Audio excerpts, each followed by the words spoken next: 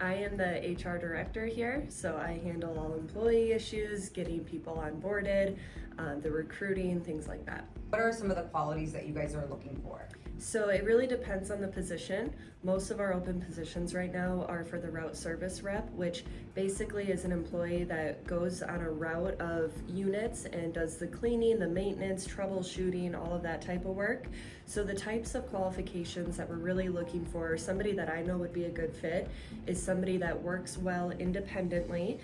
These employees are out on their own. They have their own responsibilities, so there's no micromanaging.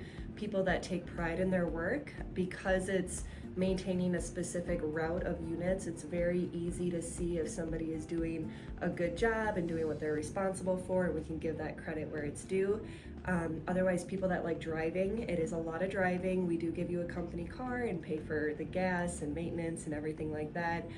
But those are really the things that we look for, that you're going to be a good route service rep. So what the route service rep is an employee that will have an assigned route of units to cover. They are that employee's responsibility.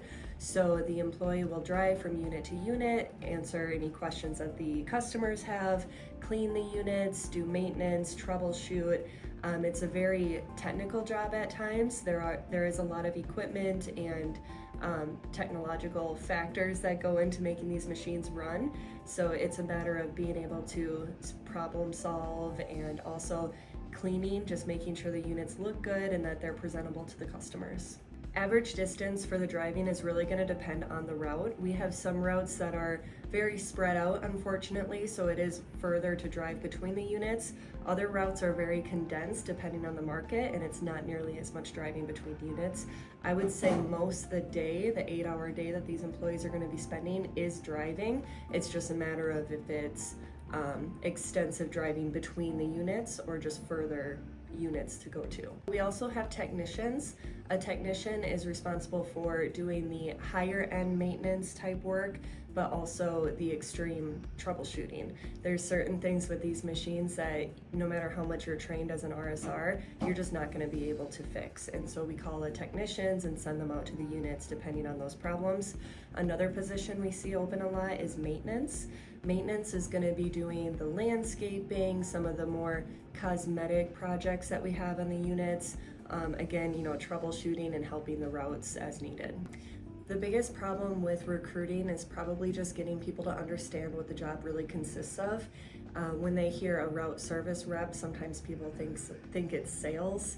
It's not a sales position. You're truly driving around maintaining these units. And so with the company here at Watermill Express, it speaks volumes for the company when you look at the tenure of our employees. We have quite a few employees that have been with us for 20, 30 years. That shows that the company is treating them well. And also with my job here in HR, it makes it more fun that I'm not just having complaints all the time from employees. I really get to dive into how can we make employees happier, and how can we make their jobs more fun, what can we do for the community, those types of things, instead of just addressing problems all the time.